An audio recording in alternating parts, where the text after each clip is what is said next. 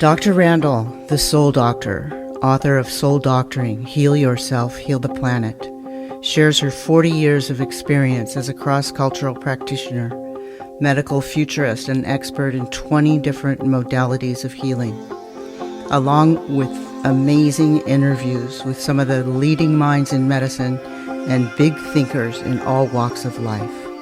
The stories of our lives are the woven energies of our soul's paths. They feed and ignite the spiritual light that nourishes the universal soul, the one mind, the cosmic consciousness where we all come together. This podcast is going to be a deep dive into the personal stories of people who have made significant contributions to the planet. What formed them? What moved them to become these leaders and innovators that inspire us so? Hi, Charles. Gail, hi. Nice to meet you. Awesome. Thank you so much, Charles Dowding, for joining us here on Soul Stories. He's an amazing, pretty much revolutionary gardener and farmer because he's been doing it before anybody else, really, except for maybe the ancients. So, yeah, he does, exactly what we maybe all should be doing, is just growing our own food. How did you get started in this, Charles?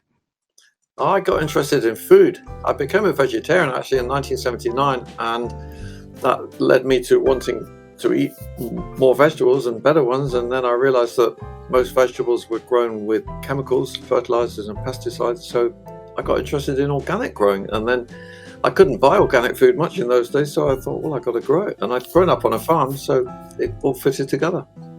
Awesome. So your family were farmers, or you're... Yeah, they were dairy farmers, big herds of milking cows and growing some wheat and barley as well, but using chemicals like everybody else did in those days, and still do mainly actually.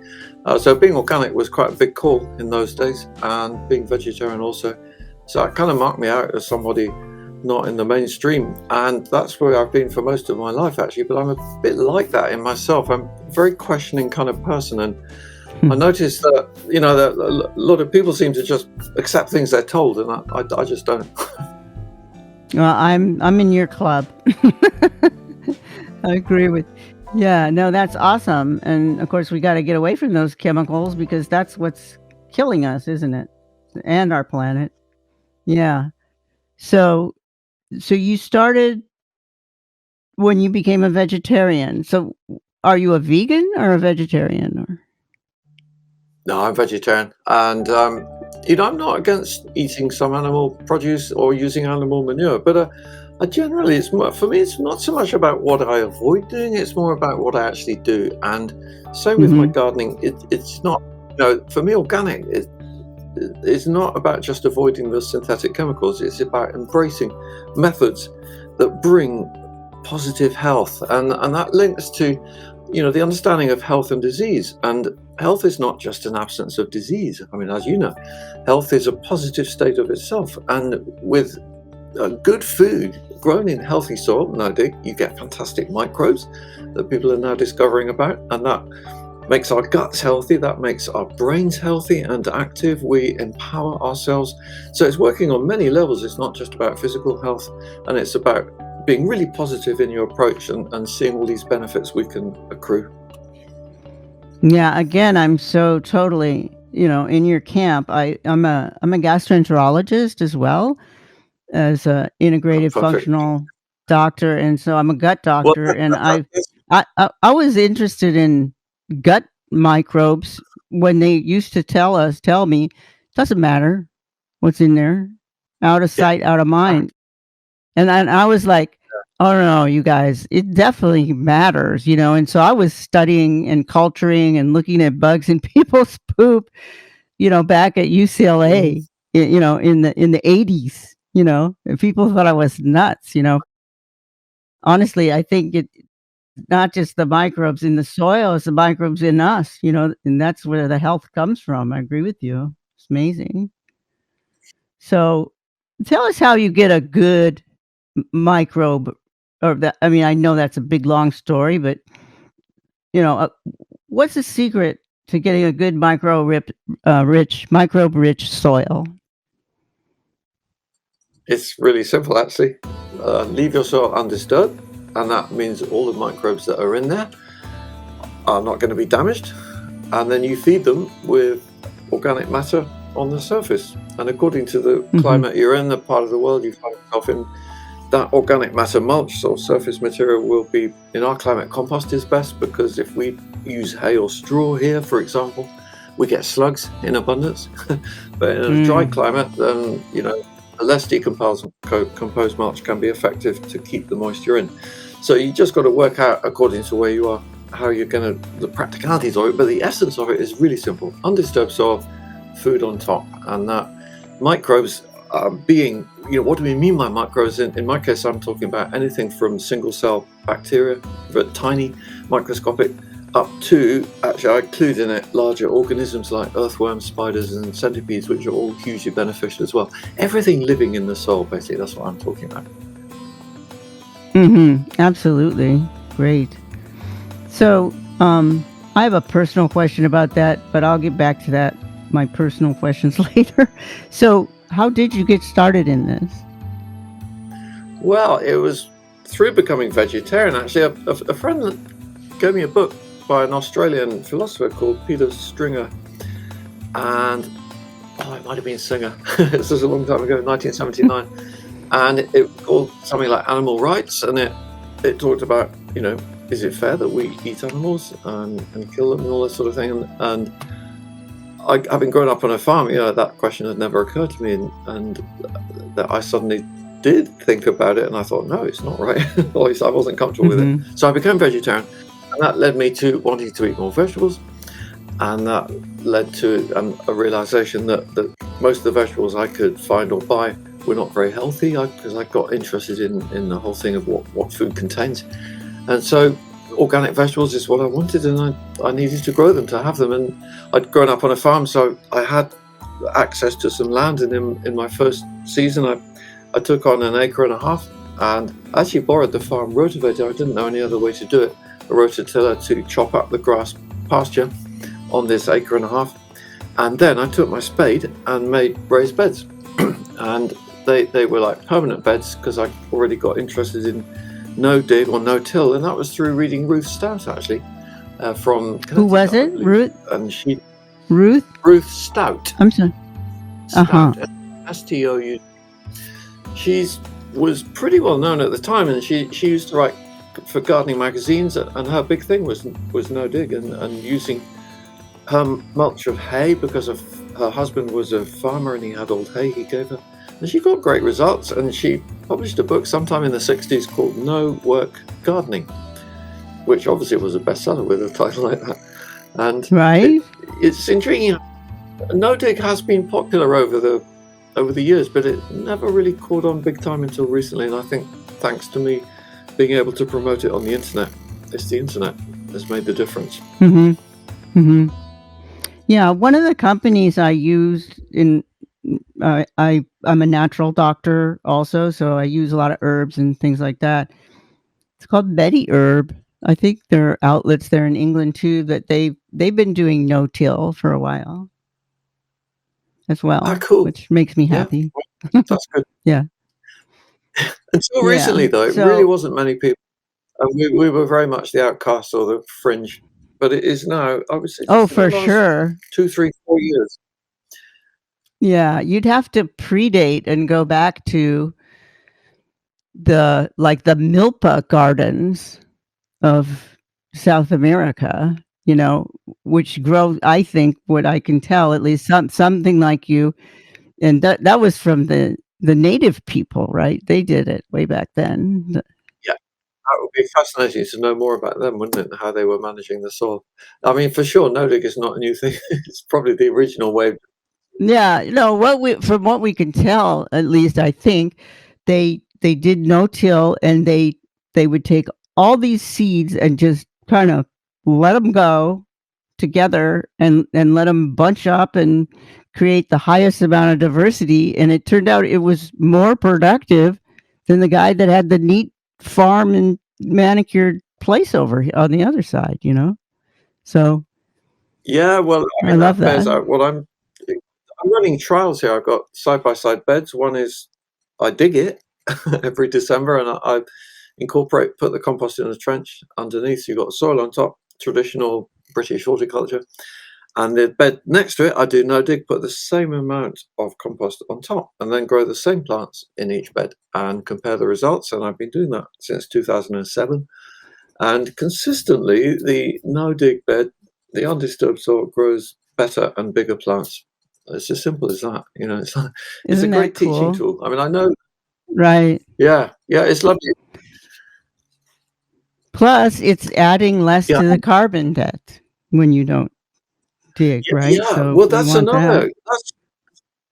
Until recently, we didn't know this, but I've been working with a scientist last year, a PhD student. She's been measuring the carbon in each of those beds, and she's just come back to me with a preliminary result. And she says that the carbon level in the no-dig bed is at a higher level, at a statistically significant higher level of carbon in the no-dig bed, even though both beds have had the same amount of carbon added.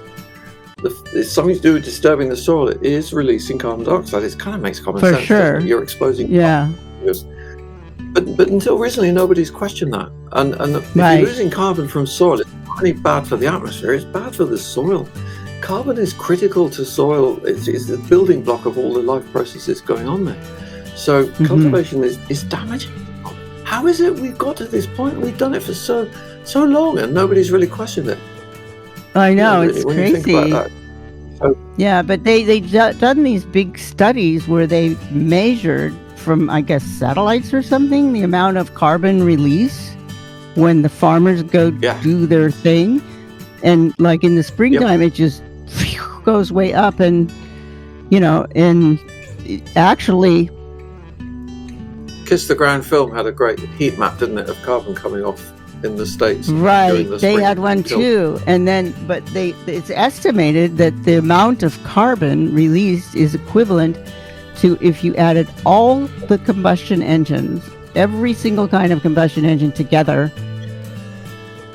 Yeah. In a year, it would be the same as what you're releasing from the soil, which is crazy. Like I'm finding in my 2 trial beds, tilling or digging the soil damages the process and reduces the output. So farmers who do that, they need fertilizer, they need pesticides, the plants are not quite so healthy, and they get on that treadmill. And it's not their fault, but it's what they've been encouraged to do. And there's a lot of commercial pressure pushing them to continue going that way, because that's where all the sales are.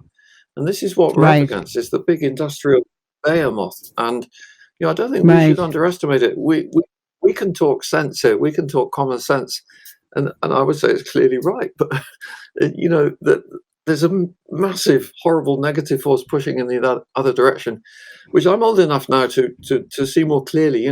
Back in the 1980s, when I started organic growing, we were a lot of young hippies, if you like, and we all had this great vision, and we even had a slogan: 20% organic by the year 2000. And why not? It was achievable and doable. I mean, it didn't happen. It was 3%, and although what we were promoting and wanting was very good and worthwhile, and we had Prince Charles on our side, the royal family, and whether or not that's a good thing, that's another story. But at the time, that was really helpful, and that it didn't happen though, and that's because, and still, farmers now are using more chemicals and worse chemicals than they were in the 1980s. So it's not that we haven't gone forwards, we've actually gone backwards, I think. And that's what worries me.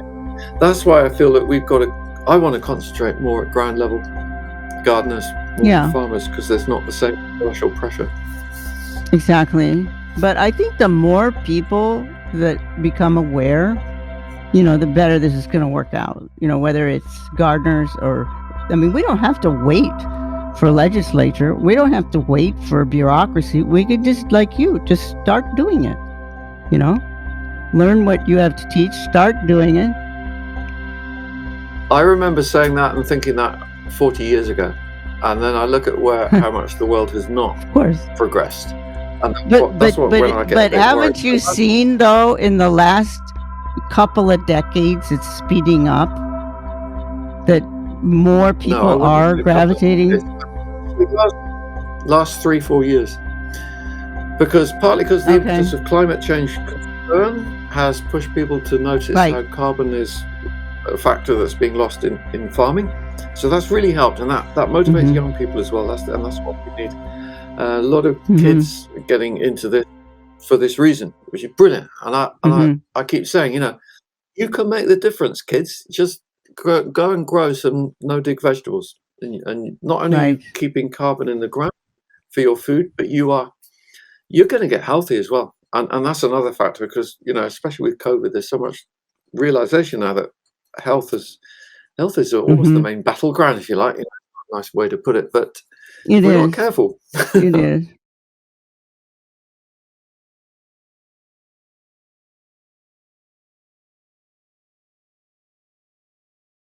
we can do it individually. It's not, like you say, we can't wait for government to do it for us. They're not going to. No way. It's up to us individuals, and that social media for me has been brilliant because I can reach individuals and they can see the sense of it, and that's where the change is coming. Thank goodness. Yeah, because politically, I agree with you, it's a quagmire, but when people begin to understand that big pharma and the meat industry and industries you wouldn't even think would be involved in, keeping this happening, are very involved in keeping this happening. The big pharma makes more drugs for animals than it does for people. So they don't want to let go of that, Sure. And, I couldn't agree more with that, but I don't agree with you that where you say people are now realizing, because not enough are. They've got the mainstream media against them. Thank goodness we can get together like this and put out a podcast or a video, whatever. Because the mainstream media are never going to publicize this kind of information, and most people rely on the mainstream media for information, and so they're being dumbed down all the time. And I really hope that something like reach a few people. Yeah, well, my book talks about it, my podcast talks about it on a regular basis, and you're talking about it, so the more we can get people talking about it and on social. Are you in the New York Times, Gail? We will be. We will be. Okay, good, right. Fine. CNN, Fox News. Well, maybe I'll get a New York Times bestseller. You never know, Right now, I'm doing pretty good. I'm heading towards Amazon bestseller. Yeah. Good. Okay, that's a sign of and other people have, how about the book called Regeneration by Hawkins? He's David Hawkins. Good. Yeah, there's a lot. There is a lot of stuff. I don't want to sound negative, but I also don't want to get carried away about an unrealistic euphoria. I think we've got to be really careful because these are evil, powerful forces we're up against. There's no doubt about it. They can't deny it. I'm a great fan of Peter McCulloch, actually, doctor in Texas, who's been magnificent in telling the truth about COVID, for example. Yes, that's great. I just say the more of us can understand and think in the right way, point our sacred arrow in the same direction, the closer we are that this is going to happen. So I'm more positive than you. Yeah. Okay. In a sense, but and it's not like I'm unrealistic. But I don't.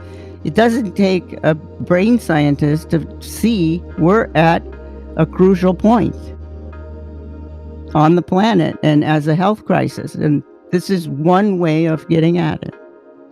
So,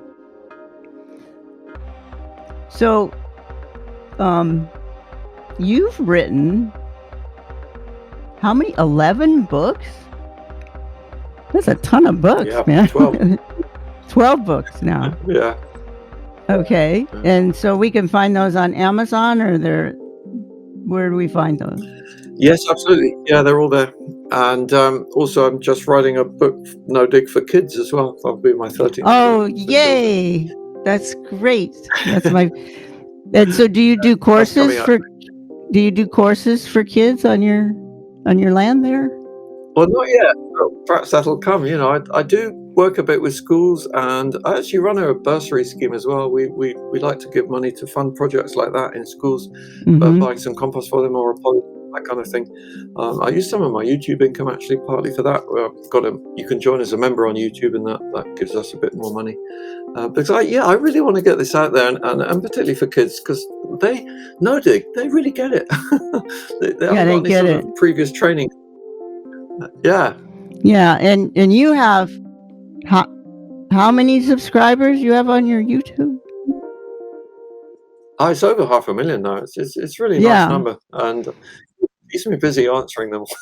But I like the comments too. There's a lot of enthusiasm there, which I feel is Mm-hmm. I'm enabling to come out. I like to think, but by partly by making people realize that it's okay to try a few things, and they don't have to do everything in the conventional way that they've been taught, and they can be a bit more free and easy, and have fun in the garden, and not just follow Yes, the precise rules.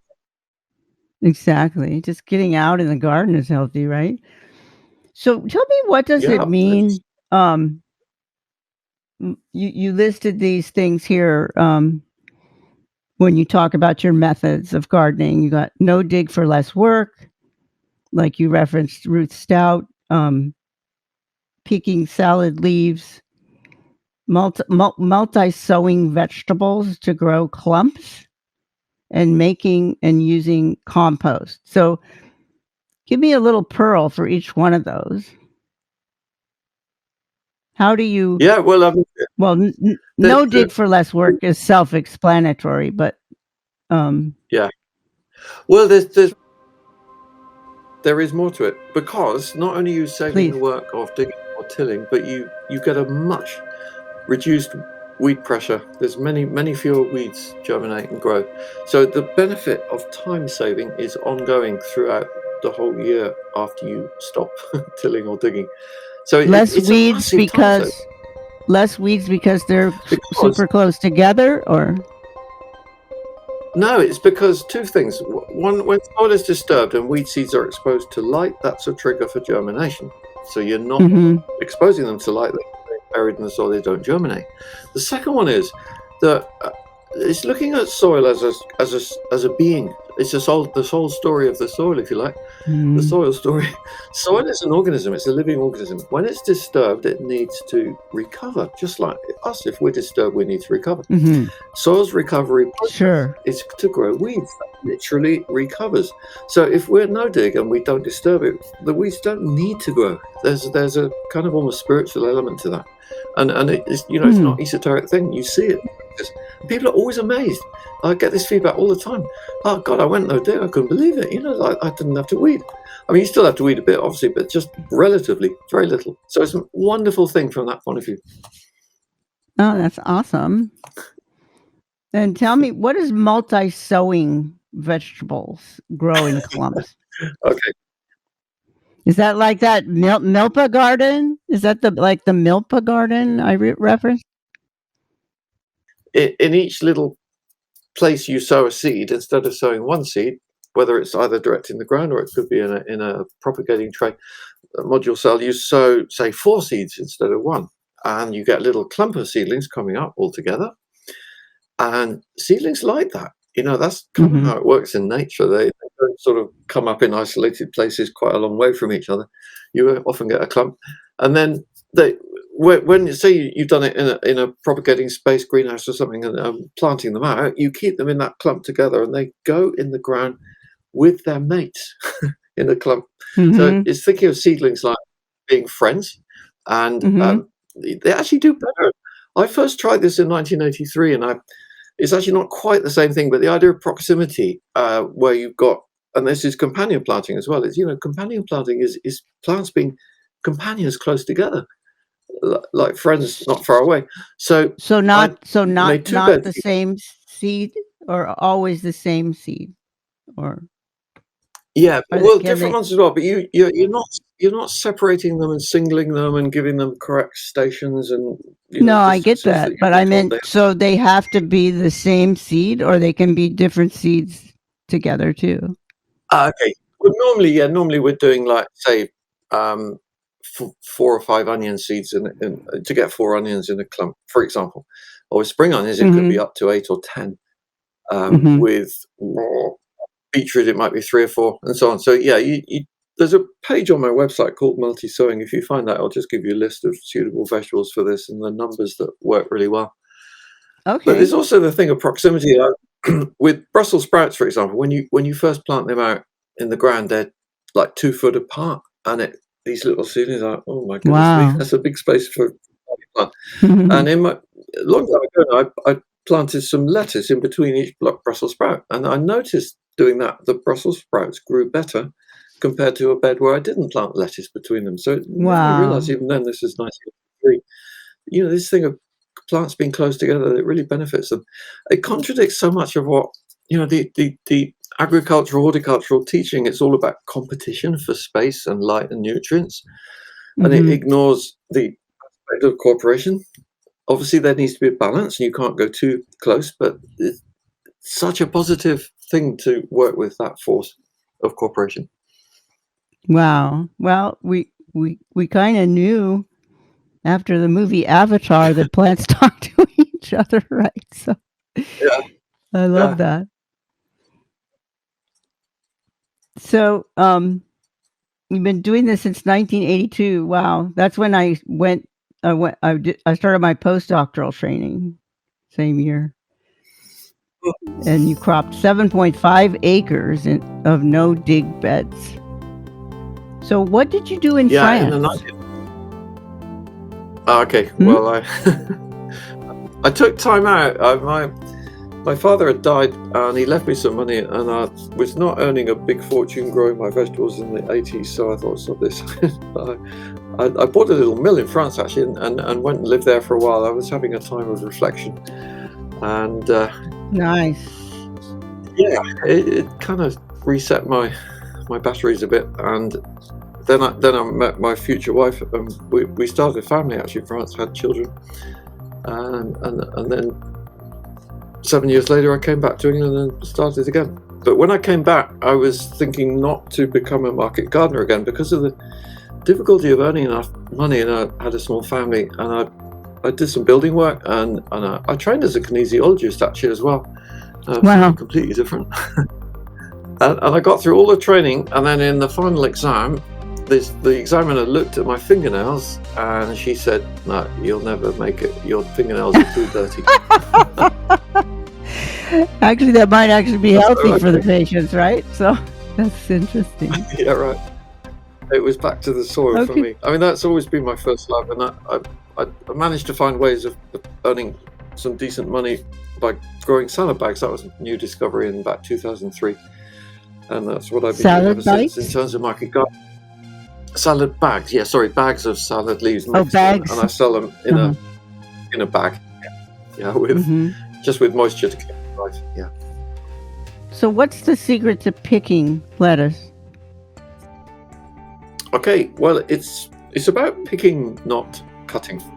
So we don't take a knife apart from wild rocket, we pick the outer leaves, and that allows the plants to continue growing, and it's linked to the understanding of how most photosynthesis by plants, most of the energy they're pulling from the sun is being done. Most of the work is happening by the smallest leaves. And so when you remove the outer leaves, it looks like you are reducing the plant size a lot, and you're getting a decent harvest as well. You're leaving the really important ones, whereas if you cut across the top, you're damaging those important new energy leaves. And so the regrowth and the plants live for longer. So I've worked out that I can do 4 sowings of lettuce in a calendar year, and that gives me 52 weeks of harvest, some of that undercover in our climate. So it's about reducing the other work and concentrate on careful picking to prolong your harvest period, and you have a steady supply. It's a really nice way of doing it. Nice, very nice. Well, I can see I was doing that wrong. Because yeah, well, I live and learn, right?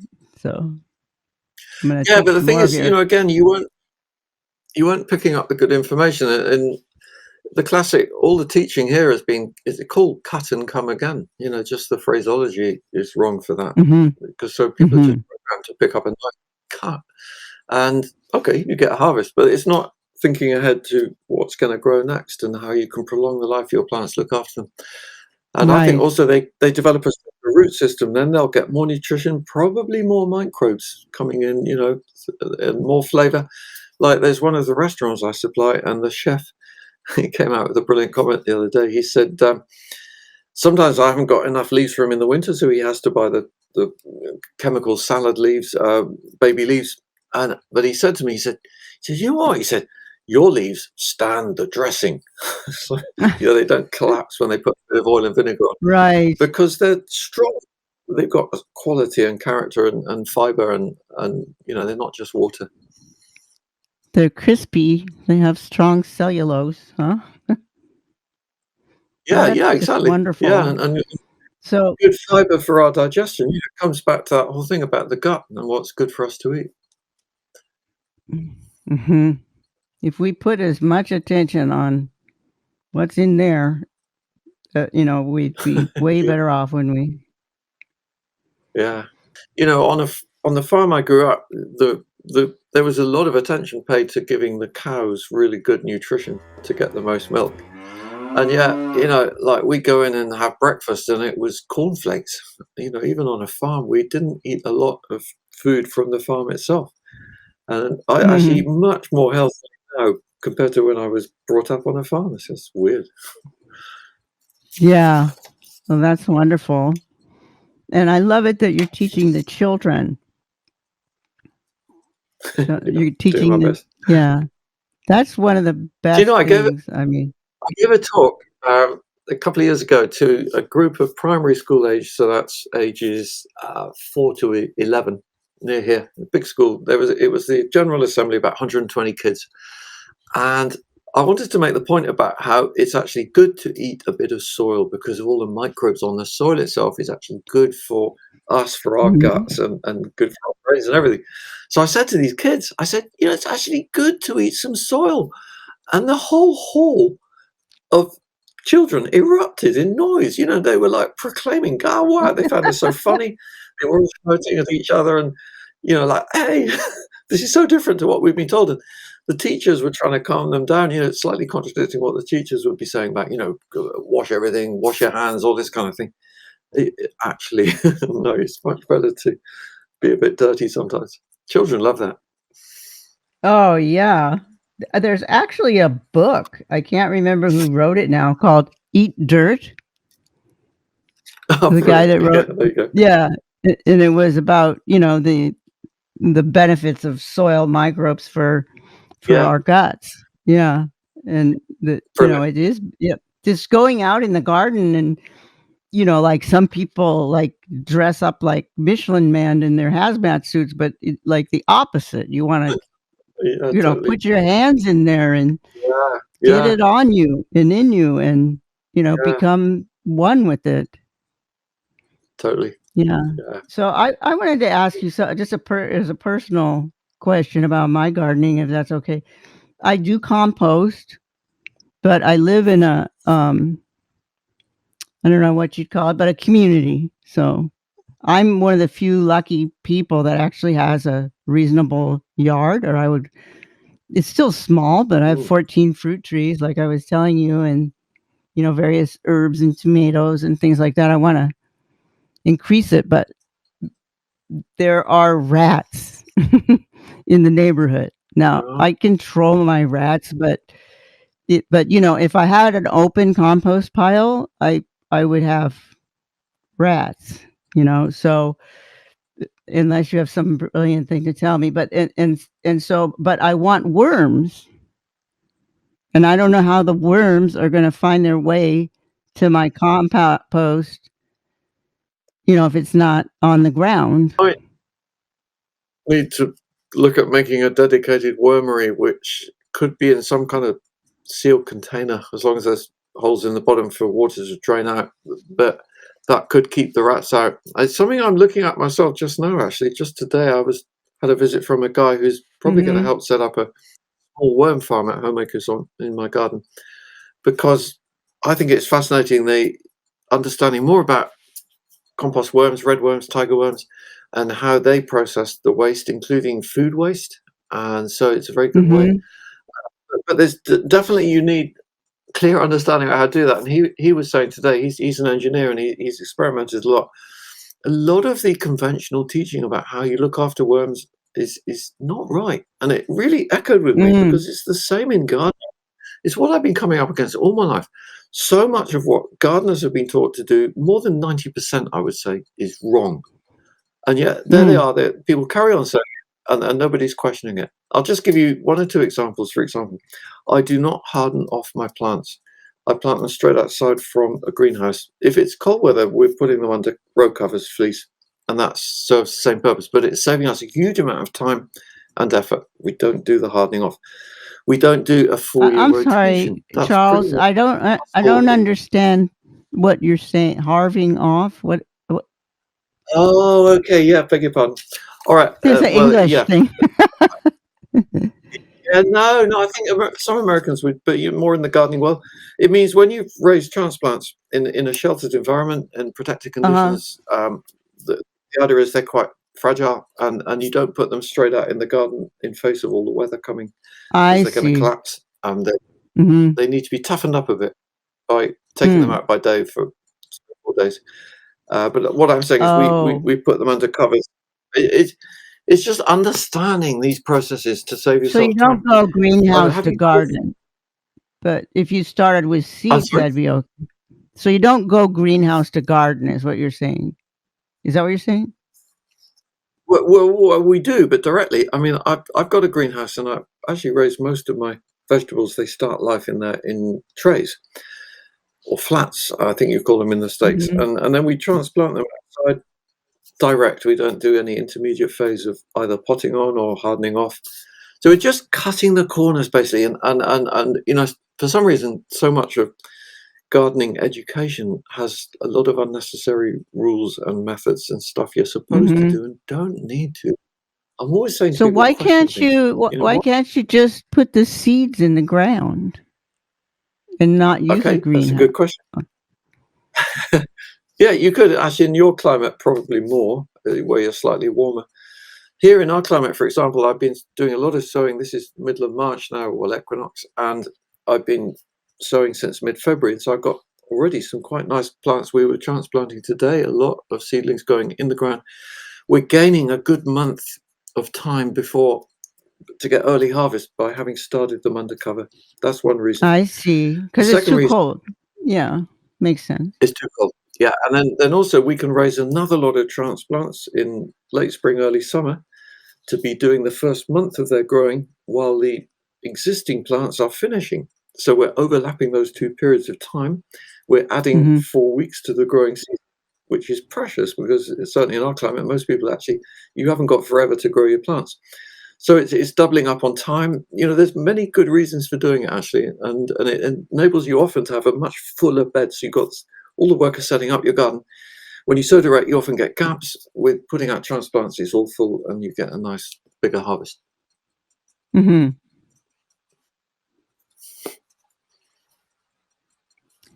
Charles, so back to the worm question again. So I was Yeah, told right. I could use, or to put red snappers, which I guess is red worms, right in there. Hmm. But what Hmm. will they survive with the? Because I occasionally will use compost accelerator, organic compost accelerator with probiotics, because I Hmm. put all my food in there, and of course just Yeah. vegetable matter. And Well, my experience is you will don't. that Most of kill these compost them? accelerators, yeah, you don't need these Sorry. compost accelerators. That's just someone done a good advertising and marketing job. You've got good stuff going in your compost heap. It's full of all the microbes that we've been talking about. They're going to do it. Well, I had to And then start it you at some point. okay, yeah, but I mean, it's I had like a, making sourdough bread. How do you make your sourdough starter? You don't buy anything to promote it. You just expose a bit of flour and water to air, and it picks up the wild yeast. And it's the same as Brilliant. making compost. Yeah. Okay. So, in other words, the worms will survive. Will they survive the mixing and stirring and, because, you dig it around to mix it up? Don't. No, you don't need to do that either. Don't do that. Leave it alone. Just make sure. Sometimes I stick my hand down in to see if it's warm, because then that tells me, or I think it tells me it's happening, right? So, because otherwise the food clumps up. The food clumps up otherwise if I don't mix it up. No, it should be that you just keep adding. It should be that you just keep adding to the top, and down below you've got all the microbes and the worms and everything else, loads of other things as well. Digesting that food and turning it into, well, eventually compost, but it's the in-between stage where the worms get most active.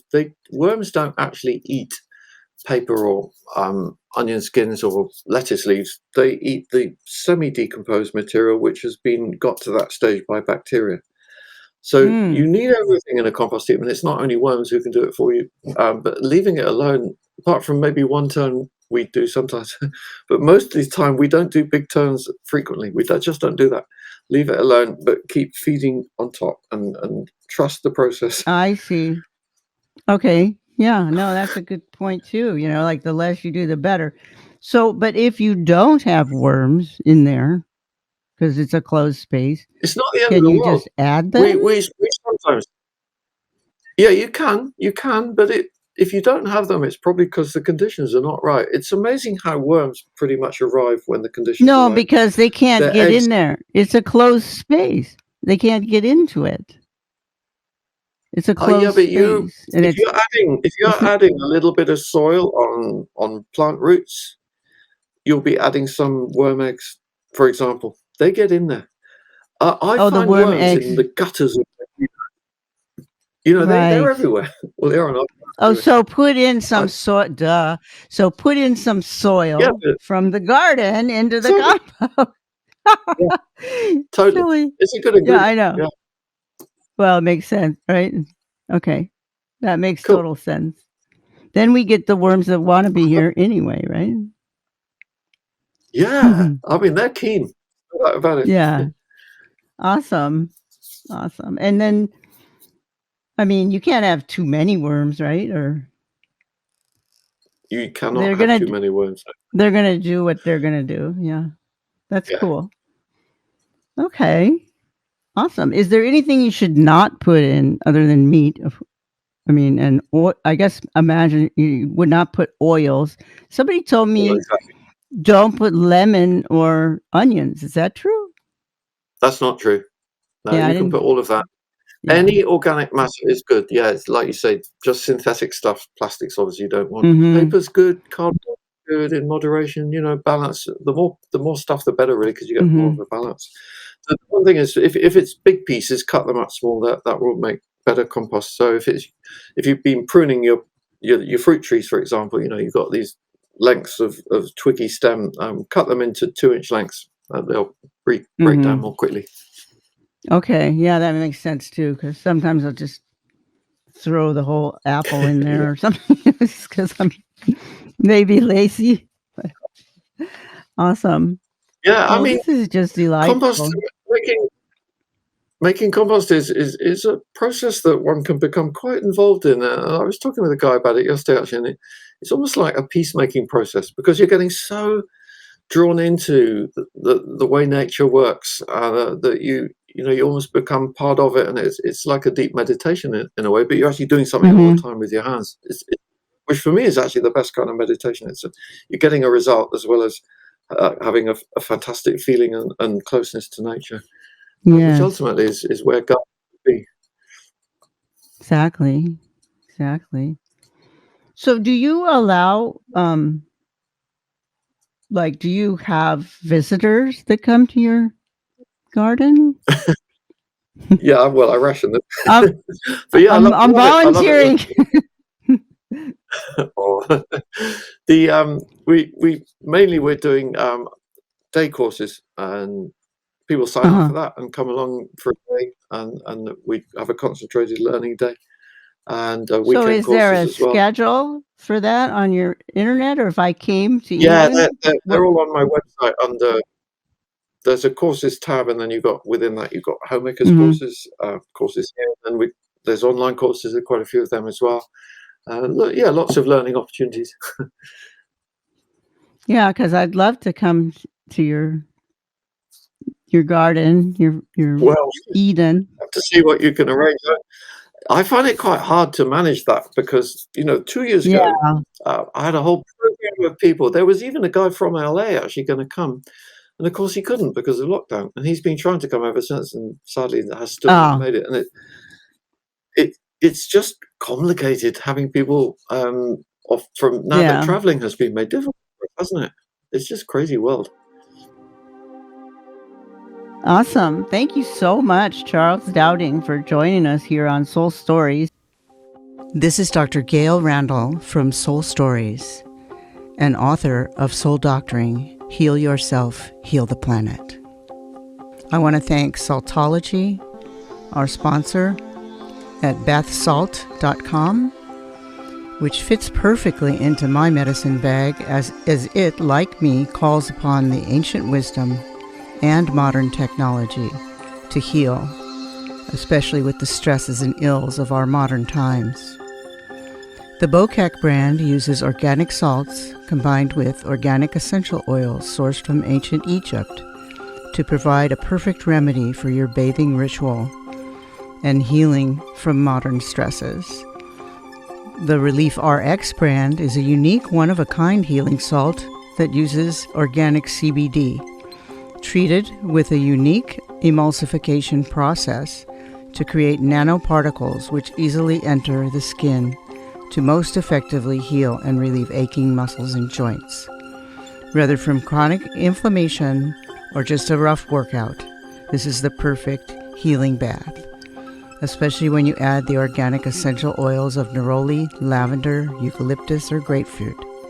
Your body, mind, and soul will be lifted and soothed like never before. Go now to bathsalt.com.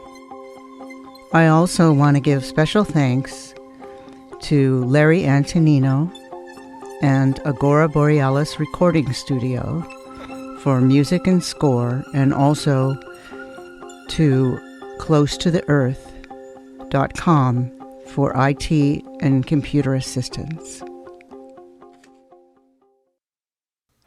I'm Dr. Gail Randall, creator and host of Soul Stories. I just want to thank you for listening to my podcast. I recently got a notification from the International Podcast People, and I was astounded that so many countries are listening to my podcast in the category of alternative health. So thank you, and please continue to listen. I especially want to thank Egypt, Croatia, Japan, and Switzerland, also France and Ireland, because my numbers were quite high there. So keep up the good work and check out my Instagram at Dr. Gail Randall, and particularly check out my Instagram TV, where you can hear me talking about alternative medicine subjects and also see me. It's a very good show, and I think you'll like the subjects. It's on 6 p.m. Pacific Standard Time every Friday, but it's recorded there, so you can find it there anytime you look. Okay, thanks again. I love you guys. Also supported by Randall Wellness Network, bringing health and wellness to you directly. Medical futurist Dr. Gail Madeleine Randall brings 40-plus years as one of America's most forward-thinking doctors, healers, and emerging authors onto a diverse media platform to empower our paths to health, wellness, increased consciousness, and vitality. Gail Madeleine Randall, MD, has long practiced, taught, and encouraged patients to take control of their healing processes and journeys. Randall Wellness Network provides a 360-degree platform for people to heal themselves, and she most emphasizes regenerative approaches for healing individuals, communities, and the planet as one. For more information, go to drgmrandall.com and Instagram at drgailrandall, and check out the robust Instagram series on Instagram TV, also Facebook, Randall Wellness, and also Dr. Gail Randall.